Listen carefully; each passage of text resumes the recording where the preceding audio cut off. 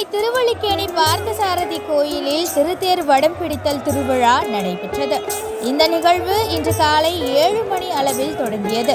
திருத்தேரானது கோயிலை சுற்றியுள்ள 4 மாட வீதிகளிலும் வலம் வந்தது. இந்த திருத்தேரினை நூற்றுக்கணக்கான மக்கள் வடம் பிடித்து இழுத்தனர்.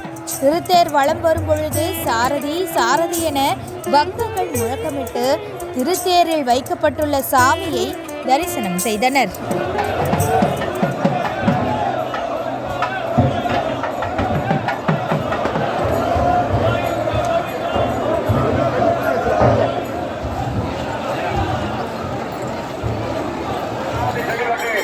அனைவரும்